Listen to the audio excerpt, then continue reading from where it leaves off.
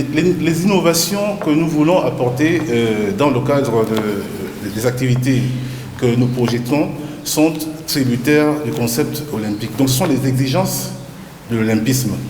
Nous allons donc arrimer le fonctionnement de notre fédération aux exigences du comité international olympique. Cela va sans dire qu'il est question ici de former des gens, donc les préparateurs physiques à l'exemple, former des diététiciens, former des kinés, former des instructeurs qui sont à même de relever le défi de ces exigences. Donc, en termes d'innovation, le pourcentage, le capital de notre faculté va être orienté sur ces aspects-là. Sinon c'est la continuité de ce que nous avons entamé pendant le premier mandat. Alors, en ce qui concerne la préoccupation qui relève de l'exercice précédent que nous sommes en train de terminer, il faut avouer que cet exercice était basé sur 4 éléments cruciaux. Donc le plan d'action qui m'a amené à présider la fédération, notamment la révision des statuts et le règlement intérieur. Il y avait la gestion participative et collective de la fédération, il y avait la vulgarisation du karaté dans les casernes et puis les établissements publics et la formation des ressources humaines. Pour revenir sur cet aspect, il va sans dire que vous avez tous en mémoire que nous avons organisé les états généraux du karaté qui ont débouché sur le toilettage de nos textes. Nous avons mis en place, en termes de formation, nous sommes parvenus, effectivement, au cours de notre passage au Cameroun, à reconsidérer les statuts de nos arbitres et de nos coachs. Nous sommes parvenus aussi, effectivement, à obtenir une place de vice-champion d'Afrique pour un enfant de 14 ans. Aujourd'hui, la majorité des associations de la Fédération gabonaise de karaté de arts martiaux affinitaires sont détentrices de leur statut et leur règlement intérieur. Donc, en fait, nous sommes dans le formalisme même de la mise en place des structures qui doivent obéir aux exigences administratives. Succinctement, pour parler par exemple des ressources en termes de valeur, nous avons par exemple le Koinkido qui est sorti, je crois qu'il est parti, qui a eu deux vice-champions d'Afrique aussi. Donc succinctement, nous sommes dans la réforme. Nous sommes dans la réforme et cette réforme-là que nous allons continuer à aborder au cours du prochain mandat si effectivement le collège électoral m'accorde cette confiance-là. Il est indiqué qu'il y a eu des recours qui ont été initiés à l'endroit du ministère des Sports, mais aussi au comité olympique. Et ces recours-là sont en cours de traitement. Donc, moi, je ne pourrais plus me prononcer si ce n'est attendre les résolutions qui vont émaner de ces 2 instances qui ont été saisies en mépris de nos tests.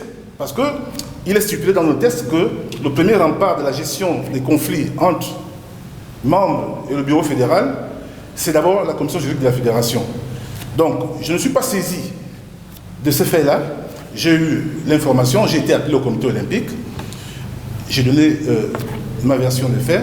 Donc, nous et eux, nous attendons donc les résolutions qui vont émaner de ces 2 instances. C'est sur ces termes que je peux m'expliquer sur votre préoccupation.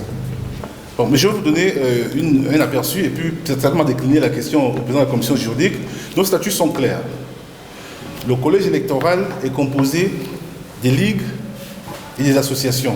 Donc à ce jour, nous avons 11 associations recensées et reconnues par la fédération qui justifient leurs documents administratifs. Et nous avons 5 ligues qui sont fonctionnelles, étant entendu qu'il y a une qui est suspendue. Je reviens du ministère en ce moment. Nous avons été auditionnés par la commission qui a été mise en place par le ministère pour gérer, l'échéance de samedi. Donc, au nombre des questions évoquées au cours de cet entretien, cette audition, figurait la problématique du collège électoral. Donc, de fond en comble, cette question a été débattue. Mon challenger et moi étions ensemble, je n'étais pas seul. Donc, nous avons chacun apporté des éléments pour soutenir son argumentaire. Et là encore, la commission, nous nous sommes accordés pour le dire, et la commission va sortir un document Donc, moi, à mon niveau, j'estime qu'il n'y a pas de souci au niveau du collège électoral pour l'échéance de samedi. Vous savez, pour mieux apprécier la portée des actes que nous avons posés, il faut repartir à l'histoire de la Fédération gabonaise de karaté. La Fédération gabonaise de karaté de arts martiaux affinitaires existe depuis près de 60 ans. Donc il faut compter 65 à ce jour.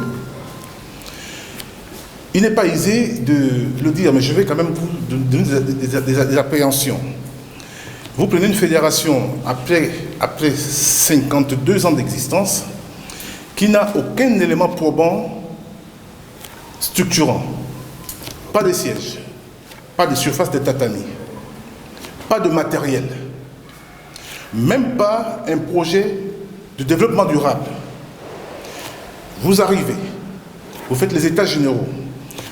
Dans ces états généraux découle le processus de normalisation de tous les clubs. Parce que toute administration fonctionne avec les documents administratifs. Vous mettez en place un processus qui détecte les jeunes. La preuve, c'est qu'on a eu un enfant, des enfants, que ce soit au Konkido ou au karaté, de moins de 17 ans qui sont sortis vice-champions d'Afrique. C'est qu'il y a quelque chose qui a été mis en place. Aujourd'hui, la majorité des ligues, la majorité des associations ont leur statut et leur règlement intérieur. C'est déjà le fondement. Est-ce que vous êtes satisfait? Je dis oui.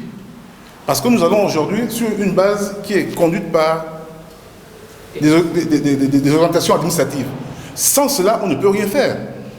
Donc nous avons un point de départ. C'est pourquoi je vais continuer, je me représente pour continuer à poursuivre cette réforme. Alors, pour que le collège électoral soit constitué, il est indiqué par nos statuts et nos règlements que la commission juridique siège.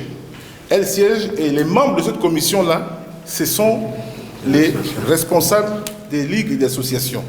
Donc, il est arrivé que la commission ait siégé le 30 janvier. Il disait qu'il va vous présenter le document où les responsables des associations ont émargé. Sauf que je vais relever un aspect qui va peut-être paraître un peu dubitatif. C'est celui du fait que les responsables des ligues ne soient pas présents au cours de cette assise. Simplement pourquoi? Parce que les responsables des ligues sont de facto constitués lorsque la ligue est renouvelée, lorsque le comité directeur de la ligue est renouvelé. Ce qui est différent du cas des associations qui doivent réunir certains éléments administratifs, notamment l'affiliation au niveau de la fédération, l'agrément technique du ministère des Sports et l'agrément du ministère de l'Intérieur. Donc, ces éléments étant réunis, à partir de cet instant, une association peut se faire prévaloir existentielle. Donc c'est à l'issue de cette assise que tous les responsables des associations ayant émargé ont reçu le rapport de cette assise. En fait, à ce jour, la GACADO n'est plus suspendue. Si vous voulez revenir sur les éléments qui ont motivé la prise de cette décision, je vais être succinct. Il y a eu une incompréhension au niveau de la notion de responsabilité. Parce qu'il est clairement édifié dans le statut et le règlement que toute association qui milite en faveur de la vulgarisation de ses activités sur le plan national et sur le plan international devait s'en référer à l'autorité fédérale. C'est écrit noir sur blanc. Or, peut-être par inadvertance, lorsqu'il s'est agi d'organiser la nuit des arts martiaux, il y a eu un petit bémol là-dessus. C'est ce bémol-là qui a motivé la suspension. Mais ce problème a été réglé depuis. Ouais, cette situation a été réglée. Donc aujourd'hui, la GACADO a son plein droit de venir participer à cette assise en tant que membre. Oui. Dans l'avis de la Fédération gabonaise de karaté-do, avant l'élection du bureau fédéral, nous procédons d'abord au renouvellement des ligues. C'est ce qui a été fait avec la ligue du Wellington. Mais avant ces étapes, il y a la commission juridique qui s'est réunie dans la validation des candidatures et la validation du collège électoral. Donc c'est ce qui a été fait. Donc quand on me parle aujourd'hui de parodie, j'ai envie de comprendre sur quel élément. Le bureau fédéral organise l'élection sous la supervision des directeurs provinciaux des sports. Est-ce que c'est ce qui a été fait? Oui. Dans le cadre de Logoué Lolo, on avait un des candidats qui était dépositaire d'un mandat politique. Sa candidature a été rejetée. Le président a saisi le directeur provincial de sport de Logoué Lolo pour faire appel à candidature dans la province. Il n'y a eu qu'un seul candidat. Dans Logoué Lolo, il y a 3 clubs. Il a été voté à l'unanimité. Dans le Haut-Ogoué, le président sortant n'ayant pas reçu Kichus, sa candidature a été rejetée. Donc il n'y a eu qu'un seul candidat. C'est lui qui a été voté avec la bénédiction même du président sortant. Dans le Wellington, vous savez ce qui s'est passé. L'association Agam s'est déplacée, est venue perturber le processus d'élection et le président a mis sous tutelle la Ligue du Wellington.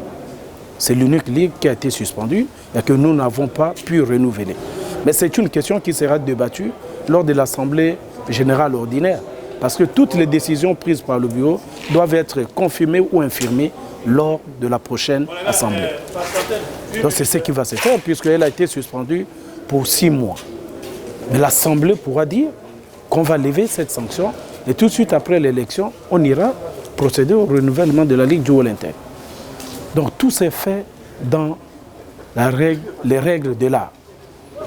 Pour valider le collège électoral, puisqu'il parlera d'une parodie pour la prochaine élection, les 11 associations reconnues par la fédération, y compris la GAL. Il y a eu une séance de la commission juridique pour la validation du collège électoral. À cette séance, la GAM était représentée par le président, qui est le maître Simon, qui a signé ce PV de validation du collège électoral. Et c'est le même collège électoral qui a été transmis au ministère. Je ne vous trahis pas un secret. À 12 h, les 2 candidats étaient convoqués par la commission qui est mise en place par la tutelle. Ce collège a été débattu. Les 2 candidats l'ont validé.